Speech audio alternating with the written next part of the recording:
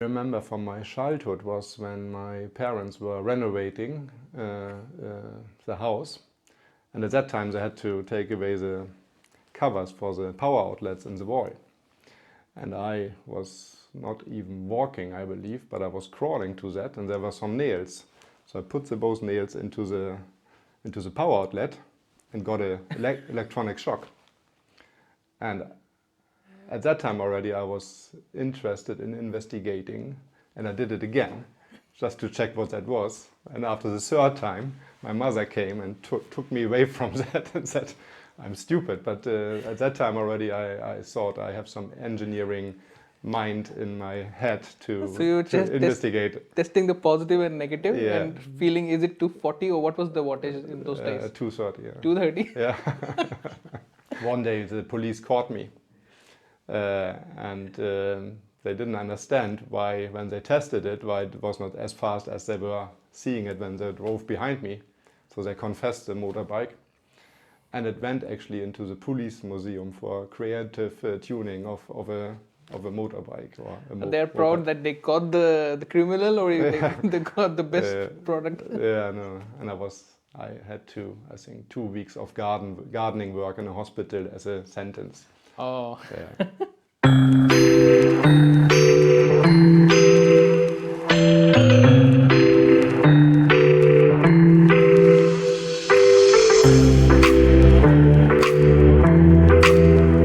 Hello, friends. Welcome to this third podcast.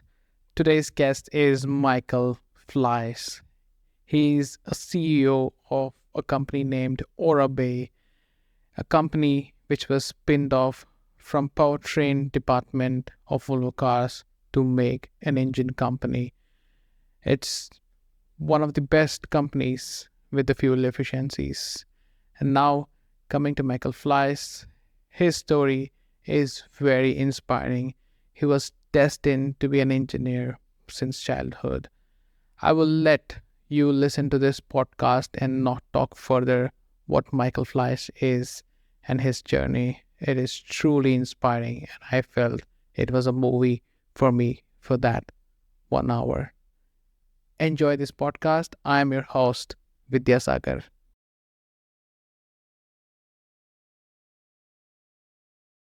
Welcome, Michael. I'm very, very glad that you're here. I'm actually a fan of yours, but it's just like fanboy thing that I could meet you and talk to you for 30 minutes. It's not imaginable for me, but I would thank that I started this and this gave me an opportunity to talk to you. So Yeah, thank you. I'm very honored to be here. Yes. And you are my first fan, I guess. At least the ones I know of. Okay. So then I'll be getting a lot of autographs. So I want to start with how and where your life started and when you started got your conscience. From where did you start? I mean, what could you remember? Oh, I can remember a lot of things. Okay. I'm German. You can figure that out by my accent. Yes. So I'm born in Lübeck, which is north of Germany, close to Hamburg. And the first thing I remember from my childhood was when my parents were renovating the house. And at that time they had to take away the covers for the power outlets in the wall. And I was not even walking, I believe, but I was crawling to that, and there were some nails. So I put both nails into the power outlet and got a electronic shock. And at that time already I was interested in investigating, and I did it again just to check what that was. And after the third time, my mother came and took me away from that and said, I'm stupid. But at that time already I thought I have some engineering mind in my head to So you were just investigate. testing the positive and negative Yeah. and feeling, is it 240 or what was the wattage in those days? 230, yeah. 230? Yeah. So that was my first memory, actually. Okay. But nothing, I believe, harmed me by that. So you started engineering right then, and then how was your growing up years as teen, and then who were your influences, like your parents or teachers or friends? How was it then? Yeah, my family is quite poor, or was quite poor. Okay. So, but my father, he actually an interesting story. We can make a podcast about that, I guess. But he was born 1945 after the Yeah. Second World War was ending, Yeah.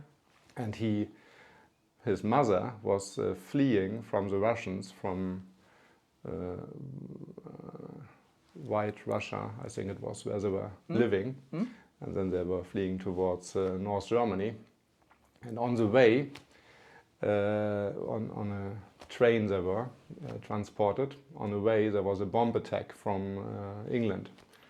Oh. The train driver stopped the train and said everybody should go under the train. This is the safest place when a bomb attack is happening. But my grandmother was so excited, so she gave birth actually under the train. So that's where his place of birth is, just on a random place between Russia and Germany. Why I'm telling that, it shows how poor they were. They had to leave everything. It's just their And clothes then on. just then, my grandmother with her mother and with a little baby. So they came to Germany.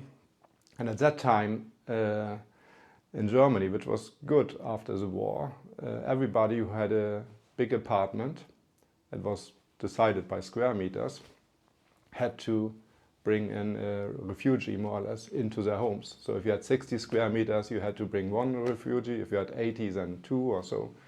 Okay. So they were picked up by a farmer. So my grandmother became a servant for the farmer, and my father was growing up there. So again, very poor. But he always dreamt about an own house. So he worked really hard to build his own house. But then there was not enough money to pay off the credit. So after work, he had black work, you could say. So he repaired cars for neighbors and friends.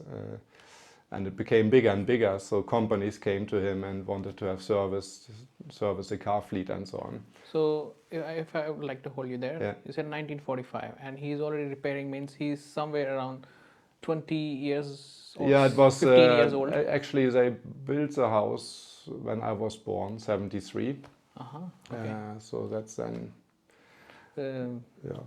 Yeah, approximately 25 years. Yeah, exactly. So, and he built a big garage to have this side business, which was quite lucrative because a lot of people. There was times where in front of our house there were like 5 company cars from several companies from our hometown, waiting for service. And I, when I was old enough, I had to help him. So my main childhood, I was in the garage helping him to maintain This was cars. 7 and 8 years. Yeah, I don't know when it has really started, but I was probably 9 or 10 years. And then I had to maintain cars. So I did oil exchanges and stuff like that. And I come back to the oil exchange story. So when I was doing the oil exchange on a Volkswagen, at that time the oil filter was mounted from the bottom. So you had to go under the car, take the oil filter out, and what happens then? All of the oil goes over your hand. Yeah. And I didn't like that, but that was how it was. And I thought, if I'm becoming big or grown up, I should become an engineer and find a better solution for the oil filter. Later in my career, my first job actually at Volkswagen was in the oil system team. Okay. And I changed the oil filter from the bottom to the top. So nowadays, some or most of the Volkswagen cars, you can reach an oil filter from the top and take it out without making your hands dirty. That's my childhood trauma fixed, more or less. Okay. But you identified a problem, and Volkswagen didn't identify it for 15 years, maybe? The time you identified until you became an engineer. Exactly. Maybe they had to wait for you. Yeah, probably they didn't listen to their car mechanics problems. Yeah. I think so I had to do that. And then there was, in the beginning I thought, I want to play with my friends, but I had to help in the garage. And then very soon, my father came quite late from work. I was quite early from school at home. So I started to work myself on these cars. Yeah. And I remember one story, it's another childhood trauma, you could say, is there was a car which had to get a hi-fi system. At that time, they were not integrated. It was just a DIN box sync, and then you add cables, loudspeaker, antenna, and stuff like that. Okay. Drill a hole into the fender to have an automatic antenna. I was probably 12 or so, and installed that into the car. My father came home and looked at what I've done, and he said that was not good enough. So we take it all apart and do it again, which was not nice, but probably has formed my character or whatever into perfectionism. I want to do everything perfect. Because probably based on that. Yeah. So it was a bad thing at that time, but it helped me also in my career to really have attention to detail and to do it as good as I can. That's really amazing. And on contrary, your father, who has been working hard himself as young, and then he has been he's been expert himself. So obviously when it is about his son and when he can see, of course he's pushing the grounds, and that is really good thing to know. I mean, yeah. Yeah, so, and I learned a lot from him. I mean, we did all kind of work. I remember changing gearboxes, and there was not enough money to, buy this hydraulic lift too. So we had to do it by hand, 40 kilos gearbox, trying to fit it into the pilot bearing in the crankshaft and making sure that the splines are aligned. So it was really hard work. A lot of welding at that time because cars were rusting quite a bit. So, and I had to, on top of the car, make sure that nothing catches fire while he was welding from the bottom. I'm actually a little bit emotional now because I know that I have done my oil change when I was 20, and that it shows. I mean, when I was studying, it was 2010, and it was like nice white collars kind of a student. But I went on to chase one professor, and that I want to get into a garage. Please give me a garage. And he called out to his very old friend, and he was not so financially doing well. He has a very small garage. He was just passionate engineer, not chasing money. He sent me there, and then I went there, and it is one of the most hottest places in that area of India. I used to finish my classes and do this cycle, and it was very hot. I would not eat very well in those days. You're living in a hostel and stuff like that. And I still remember the hard work. And as you were saying, and even before you said this hydraulic thing, I was gonna say that that would be really luxury to have the car up. I mean, I was not even talking about hydraulic. The concrete stuff, that would be luxury, because I could imagine what you're talking about, the oil just coming off. It's just like vomiting. So I can relate. It's really... Yeah, so that's... And after some time, I really enjoyed it because I learned so much about cars and mechanics and electronics. Not that much electronics at that time, but I learned a lot from him. And then I was quite good in school, actually. I remember another childhood thing. My sister, she's 7 years older than I am. I don't know, I was in the 2nd or 3rd class. And my sister was in 9th or 10th, and she had problems with mathematics, solving the homework. And I could help her, which, was... So you enjoyed doing double work again? Yeah. So I really enjoyed working in the garage, and I gained a lot of knowledge. And then, when you start to be in the age where you can have a moped, like a little 2-stroke, Yes. I obviously was working a lot on that, and found out that exhaust back pressure is not good for a moped. So the less back pressure you have, the more power you get. But it's not good for fuel consumption because you bring a lot of fuel out when the back pressure is not correct in a 2-stroke machine. But that was not a problem, fuel consumption. I wanted to have more speed. So I actually, I remember I invented a mechanical system to open and close the exhaust gas pipe. Okay. So I used a 3-gear gear shifter for bicycle. You know this. Yeah. It Same is a thing. mechanical thing. Yeah. Used a hinge from a door. Okay. Welded a little metal plug. You mean that hinge from the door, or? Yeah, like a normal hinge, Yeah. which is Yeah. Okay. doing like that. And then on one side I welded a metal plug. I welded a ring on the exhaust system. That hinge I welded to the exhaust system. I used a spring from actually a garden tool, which is, you know, to cut roses. Yes. Yes.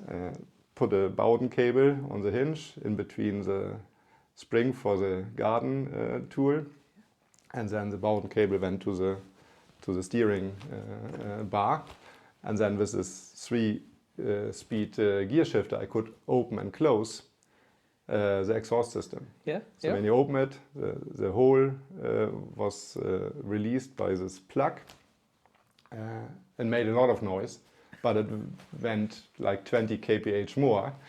And when the police came, I just closed it. I was going to say that. It would be like boom, boom. Yeah, but then one day the police caught me, and they didn't understand why, when they tested it, why it was not as fast as they were seeing it when they drove behind me. So they confessed the motorbike, and it went actually into the police museum for creative tuning of a motorbike. Or And they're proud that they caught the criminal, or they got the best product. Yeah, no, and I had to, I think, 2 weeks of gardening work in a hospital as a sentence. Oh. Yeah. That Yeah, is- so quite creative, and again, from this, what I learned from my father, I could apply. That's really amazing. Then you already are into the field, and your big toys you started very early on. So then how then you had to really unfilter from this work to get into the education, I guess. Yeah, then, as I said, my parents were quite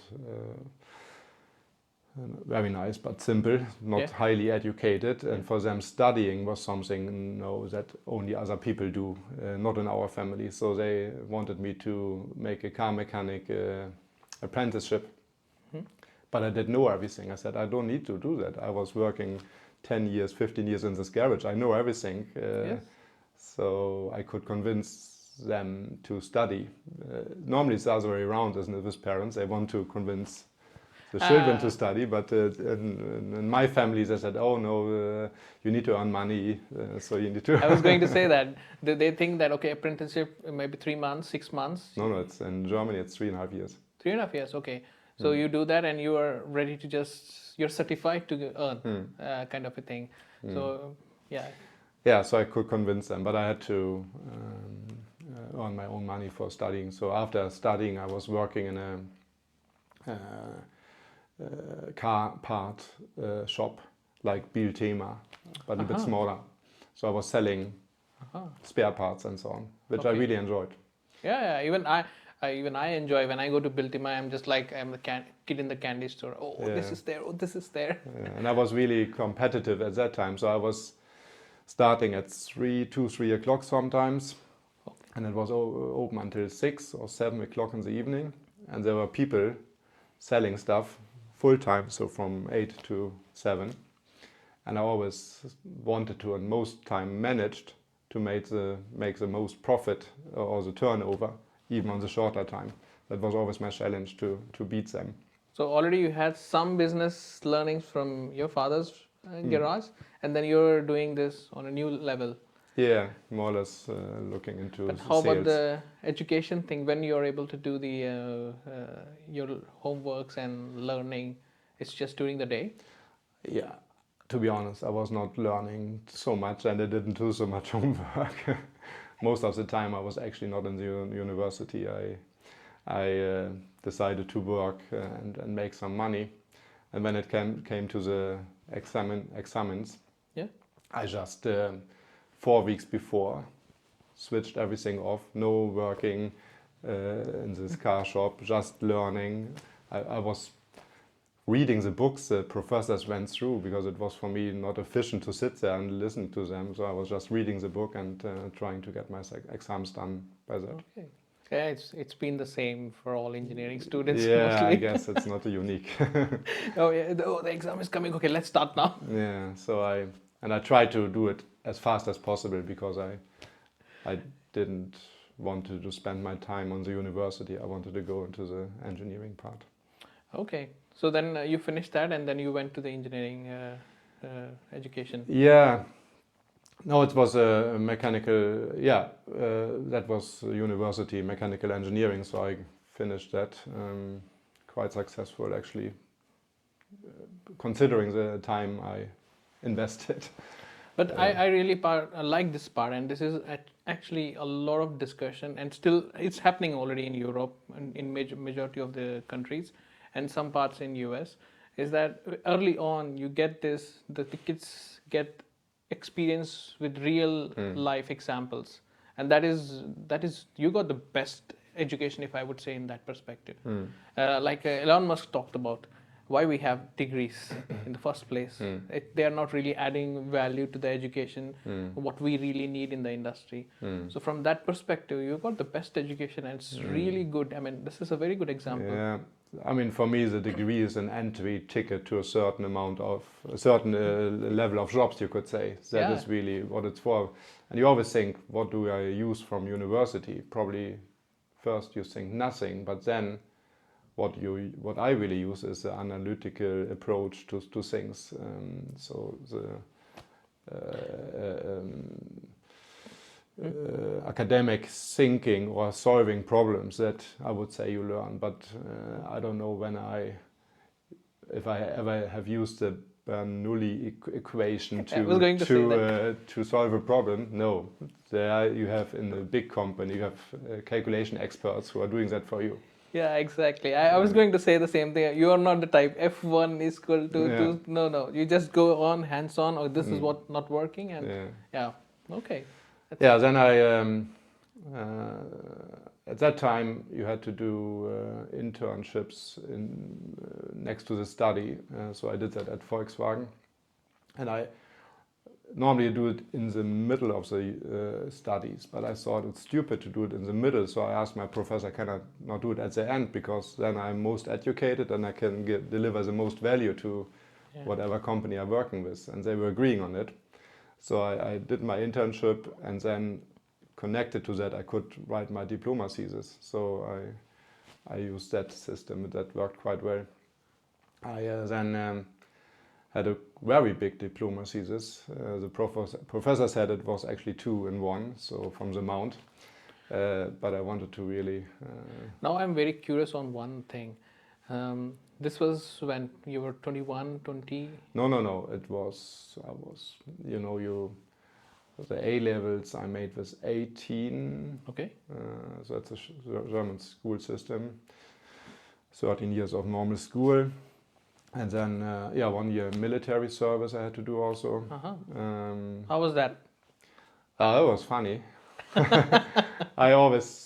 There was some internships I had to do also, and I convinced my boss in the army that I do that during my military service. So I got some certificates for certain things to have an entrance ticket for the university. Okay. I was a tank mechanic. I expected you would definitely go there. So I did that first few months, and then I was so good they wanted me to become a permanent soldier and make a career there. And I said, no, I don't want to do that. But I became a leader of a small team already then, so I had to... Platoon. I had a little car mechanic or tank mechanic team which I was guiding at that time. And I did it a bit longer.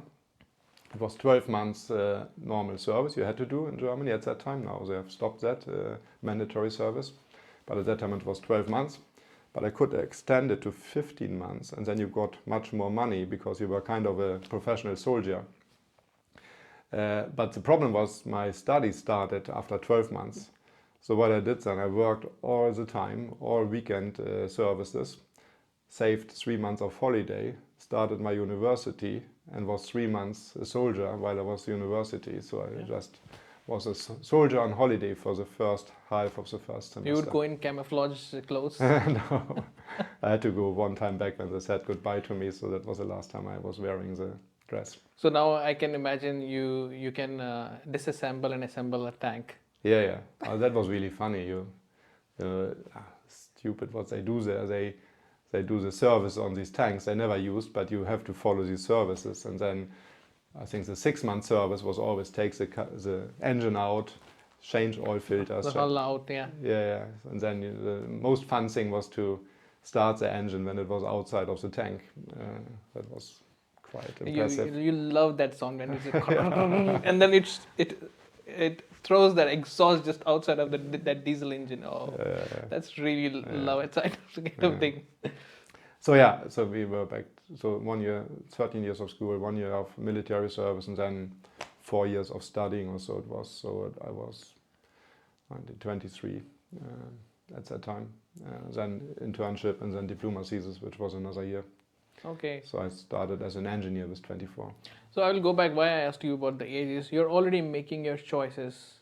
And was it, I'm trying to understand the 18-year-old to 21-year-old Michael, who is making choices like the internship thing. You went to the professor and said, no, I feel it makes more sense if I learn and then go, I'll be applying more knowledge. Was this aged Michael was much more mature than his peers, or how was it? What was the mindset then? His peers, you said? Or his classmates? Yeah. Was he thinking ahead of time, or he's mature in his mind? Or? I would not praise myself here like that, but I was probably more advanced than some of them. My driving force was always, I want to achieve something. I want to bring something, some value to the company I'm working with in the future. So my aim was always study as fast as possible and bring as much value to a company I can. So it's more about love for the product. I want to do something. Okay, this is like the thing you talked about, the moped thing or the oil change thing. It's just about the product all the time. You would do that work even if you're not paid less. Okay. Yeah. Okay. That's my career decision was never based on money or something like that. It was always based on where's interesting work. And then when you have interesting work, you have a lot of passion. With that passion, you deliver good results. The good results are seen by your managers, and then you make a career without doing anything for your career. You just work hard and deliver good, and then you get a career. So going back to the Volkswagen, you now finished military service, all done. Now you're set for the career, the one that you're still running on. You went on. Was it very different than what you had imagined? Because you also went for internship for quite some time. So you had a little bit of feeling, but still being there as an employee of Volkswagen, so the first employer. How was it? How was the environment? I would also, when I say how was it, I would like to talk, there were no laptops definitely those days. No. So what were the papers? That was at that time. Volkswagen was quite behind when it comes to digitalization. I would say still they're behind on software. You can see that compared to Tesla. I have a friend who was deep. He was head of Volkswagen for India. He told me a lot of things about that. I remember, when my first day, my manager said to me, "Okay, welcome. Now you need to find yourself a table." So there was nothing prepared. So there was no table. It was fully, the office was full. So I found a table and put it onto a corridor. So the first 1 year I was sitting on a corridor. Okay. But I was not sitting so often there because I was running around. And at that time, digital solution was black screen, green font. This kind of IBM stations were there. The big boxes. Sending an email took you forever to create a distribution list. Very more or less, you need to program your email to get it out, which I really liked because it disabled you to send emails. And from that, my dislike of emails comes from, because emails is not a good communication tool. And I always wish for that it's more difficult to write an email like it is today now, because then people really think about, should I send this email or should I call a person, or probably should I go 10 meters and go to my colleague and talk. Now you can just gibberish anything and just send it. Yeah, so it's I don't know, I would be interested to see how much the email invention has actually helped the industry or has slowed down the industry, because there's so much you need to read and so much. It's a content of its own. So at that time it was fax. So departments were communicating by fax, and then managers were copying these fax for people who have an interest to read it, and then there was a distribution list on it, or sometimes there was a stamp on it, so that everybody should sign that he has read that paper, and then you give it to your next colleague. So that was the communication. The manager had to really think about, should I print this, copy it, should I put the stamp on, should I write something on? So it was the right amount of non-verbal communication, I would say, because it was so difficult to do that non-verbal. So the difficulty would make the communication more lean. I mean, they had to say this much, and now because the system is such that then they have to go in like a telegram style exactly, information. But now if you see, it is like one guy sends a few sentences, one of the guys have some doubt, he will write one line on that, and then there will be a chain of the whole banana thing. You could just go to the person and have a talk. And also the copy thing. I remember, because my father was also in military, and they would work everything on paper because they trust papers more than any other system. And I remember he once came with a bunch of files and he said, "This is copy too." And I was like, I was just being introduced to all Windows and mails thing, and I was like, "What? This is copy? I could just write people's name and then it's CC, it's done." But no, this is CC. So CC, for I think most of the 90s or Gen Z, all these guys will never understand how difficult the CC thing was when you were there already in the industry. Yeah, so that was my first day there, and Volkswagen Group is very big. In Wolfsburg, where I was working, it was like 70,000 employees, 10 or 15,000 R&D engineers in one building, so it was super huge. And the skill was there really to get things done faster than anybody else. Sometimes when you had to make a prototype, there was a big prototype workshop with all machines you can think of. They could build a prototype car in the backyard of the engineering center. And if you wanted to create a prototype, you had to normally go into a queue and wait for when the machine is ready. But I always thought I need to be faster. So I used the escalation there. I talked to the guy on the machine. I said, "Can you please machine that for me?" "Oh no, it takes 3 weeks until your turn is on." I said, "I like you, but I need to escalate this because it needs to be done faster. Who should I talk to?" "Yeah, my manager." I went to that manager and he said, "No, I cannot help you. If you want to, next manager." So I went up the ladder. That was actually during my internship. Up to the VP for the complete prototype workshop. And I went to his office, asked his secretary, "Can I please talk to this guy here? I need to have something accelerated." And he asked me into his office, and I explained to him. He said, "Come, we go down." So he went down with me to the machine guy. To the floor. Yeah, to the shop floor, and asked the machine guy, "Can you not help this poor guy here?" "Yeah, for sure, we can help him." And since then, I never had to escalate because people did know that I'm not afraid of escalating. There's nothing wrong with escalating. It's just getting things done. So I was the fastest one always. That sticked out my head of the masses, and that's why I was employed.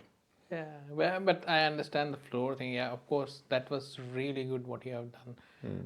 I have hesitated sometimes. Sometimes I've said that, "Okay, give it to me, I'll do it." You don't have to do it. You go for the lunch. I'll use the one lunch time. But that's really good then.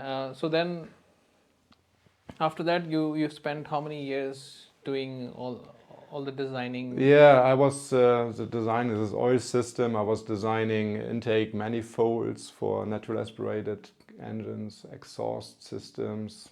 Some of the models that you can speak of, which were there in the market already? Yeah, it's a small gasoline engine division. It was so it was a 1 liter and 1.4 liter natural aspirated engines, like 60 kilowatt and so on, so quite small, but super high volume in production. yeah, I did that quite well for some years, and then I became how was it called at that time, like a system responsible person. So I was having some engineers, not really, I was not a manager, but I was there to guide them into what they should do. And then after a year doing that, roughly, I became a project leader because I thought I'm good in organizing things and getting things done in a fast, good quality and efficient way. All learned from my childhood, more or less. Yes. Because the focus is product for you. So if you're, I mean, I have done this sometimes, but sometimes I lose focus myself. But the product is always in the focus, and then you just get things into place to get it done. Okay. Yeah, and then a small project to lead. That was when I employ people, I always ask for what was your biggest mistake you made.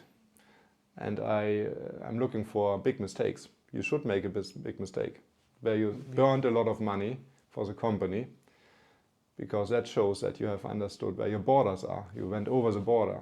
If you never make mistakes, you are too safe. You're traveling too safe, and you never deliver the full potential. So everybody should make a big mistake and feel how it is to make a mistake. And that time I was so keen on becoming a project manager, but I already thought that engine is not really good for that car, but I did it anyway with that in mind. And the project was delivered well, but after a year it was stopped production because nobody wanted to buy it. So it was just a too low power engine for a too big car.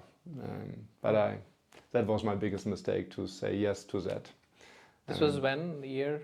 Oh, that was one of the first direct injection engine, natural aspirated, for a Golf. When was that? That must be, I was probably 30 or so. Okay. So it's 20 years ago. Do you know my first car is Polo? Okay. I was very clear about it. Yeah. I had my parents and everyone, but I was very clear. I want to go for Polo. I didn't know. I just had love at first sight thing. I didn't had gone through any technical specification, but I just had the feeling. And when I bought it, and I was going through it all, I was awestruck with the car, and it just fitted my use case at that time. And I still have that red one. Cool. So I want to go back again. Now you have scaled up the whole education, been an engineer already and project manager. How are your parents feeling during this time? I mean, now what you said, Papa, I will not do this. I'll go for a much more longer journey. And then you are already there. What was going on? Yeah, I think they were quite proud. But in my family, they don't talk about that so much. So it's not so much. Very nice people, but difficult to show emotions. Okay. But now, when I talk now to my father, my mother has died several years ago, but my father, I'm sorry. and he's so proud. And but he cannot grasp it when I tell him, I'm running a company with 3,000 employees. He's just, I cannot believe that. Maybe he needs to come into your garage and see it, everything. Yeah. So they're very proud. Okay. Then you came into the management already, and you're taking responsibility of people. So it is a whole other thing than just doing product, but at the same time taking responsibility of people, and of course listen to all their problems. My project management was not really people management. So I did that small project, then a super big project afterwards.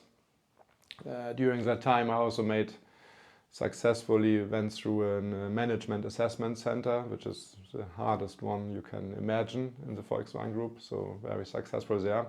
And then when you are through that, only 10% of the applicants go through it in a good grade. Then all of a sudden you get offers from everywhere to become a manager. Okay. So I became a manager in England and for Bentley Motors. But I always, another mistake I probably made in my life or late learning, I wanted to become a manager to have the possibility to guide as much as possible people, to influence as much as possible in the technology.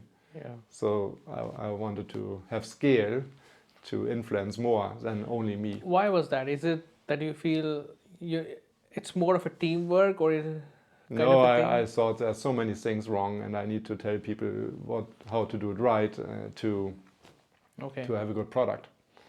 And that is a mistake, obviously. But later on, I learned that it's helping people to educate, to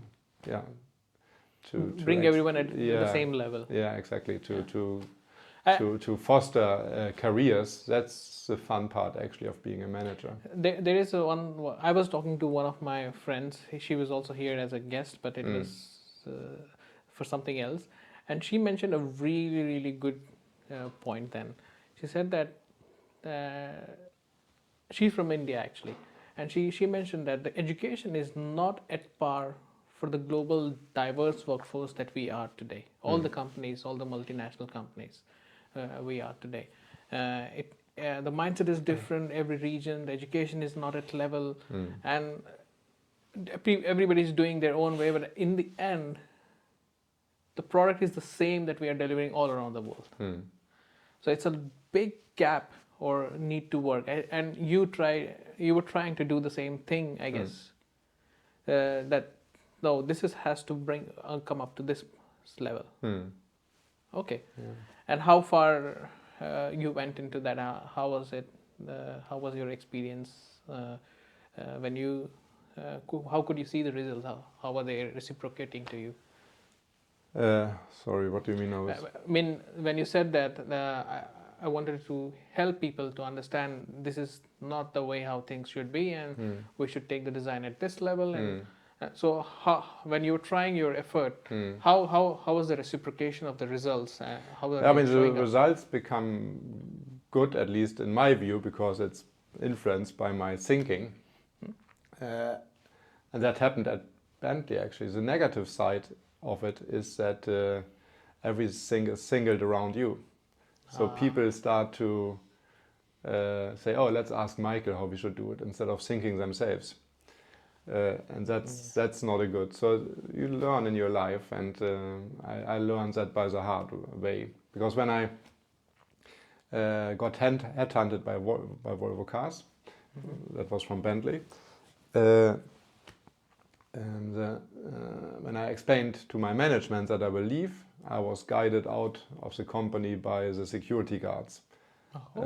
Because I was in all of these decision meetings. I had a lot of company knowledge, so they said, okay, now you're out, and then half a year of gardening leave, they call it, so you are not allowed to join a competition. So from one day to the next, I was not there. And my management team at that time said, oh no, what are we doing now? Michael is not here. He cannot tell us what to do. And they were completely, it was chaos. Oh. And I was living in England at that time. So I said to them, I'm not allowed in the company anymore, but I'm here. So we had management meetings in my living room every week during that time. So they all came to my private house, and we had managed. So it was kind of a handover thing. Yeah, so that was not good. And after that time, I decided to, when somebody comes to me with a question, that I always ask, okay, how would you do it then? What is your suggestion? Instead of giving the solution, to train this, or to not train people into, I have the answer all the time. Yeah, they inculcate the self-propelling ideas, instead of just depending on somebody to give them the hand. Okay, this is the hand walk. And it would be also really stupid to believe, especially in my position, that I know things better than the experts surrounding me. So for small engineering areas, you can do that, but the more you climb up the ladder, you need to trust your employees and also help them to really create own drive and own responsibilities and feel really ownership of what they're doing. If you have a manager telling you all the time what to do, you will not develop this creativity. I can relate absolutely, and I can see a big shift of the other Michael, and then this Bentley episode when you were going through this and then moving on. I can see the very different mindsets there. Well, that's nice. Yeah, I always think you should learn all of your life, and if there's nothing wrong with doing something wrong, but doing it twice wrong, that's really bad. I had two experiences. They are very fresh in my mind recently.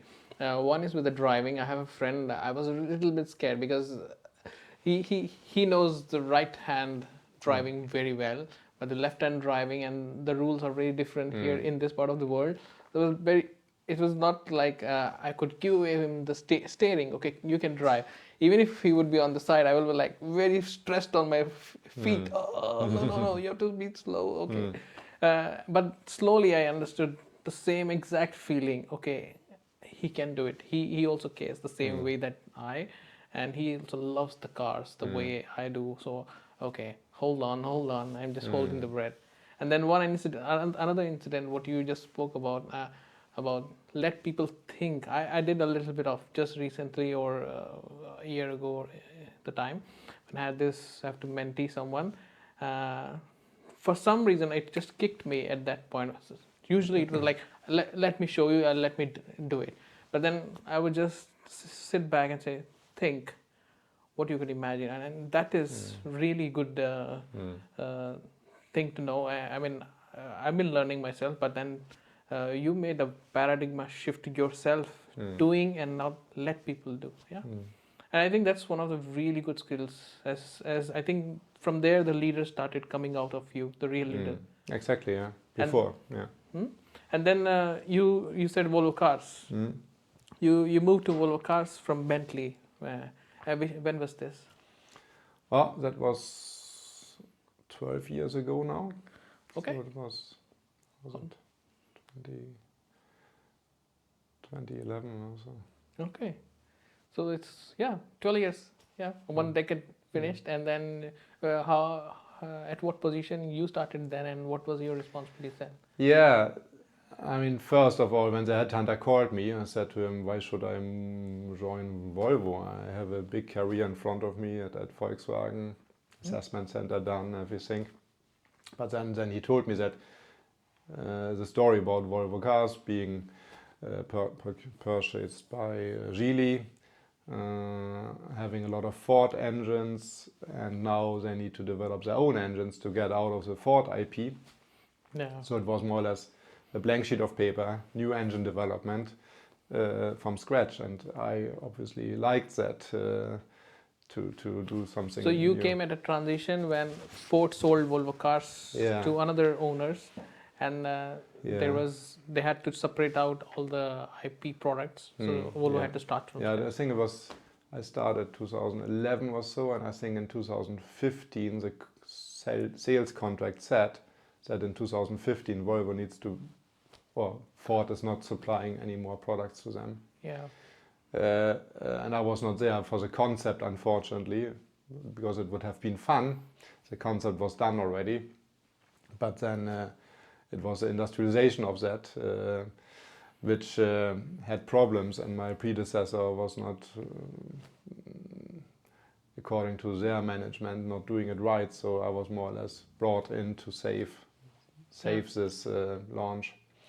And the project I was working at Volkswagen with was the big project I was leading was a TSI engine, this twin-charged engine, which had a super and a turbocharger. It was the first application like that, with a switch for the supercharger to switch it off.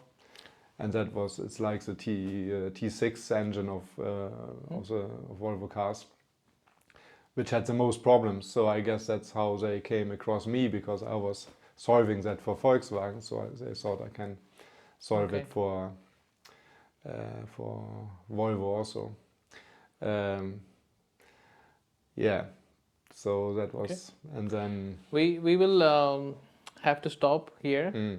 As I said, there is part two. There is Okay. another big element of your life that needs to be talked about. Maybe next time when we find a time with you. But I would definitely tell you, the fanboy who was here, now it is there for me, especially your childhood story. I was not aware about that. And I might have more questions later, maybe after the podcast. But we will stop here Good. for the part two. Yeah, that's good because I Yeah. need to leave. I need Yeah. to be home in 30 minutes. Okay. Thank you very much Yeah, for thank coming you. on the part one, maybe. Yeah, and thank part you. two. It was very nice. Yeah. Hi, friends. I hope you enjoyed this podcast. At one moment, I was also able to connect with Michael Fleiss as a mechanical engineer. I also tried some stuff. And I think when you are passionately involved in something, you do something similar as well. But anyways, that was all we could cover for this podcast today. We had short time frame with him, but we will definitely come back for the second one and see his journey being above the mid management level that we covered until there. So we will come back soon for the next part of this Michael Fleiss podcast. Until then, stay tuned and let us know how did you feel about this podcast in our comments in LinkedIn section or YouTube channel. And also let us know if you have any feedbacks, anyone you want specific on this podcast. We will try to bring them up, definitely. Until then, see you soon. Stay tuned for the next podcast. I won't be leaving any teaser for today. All the best.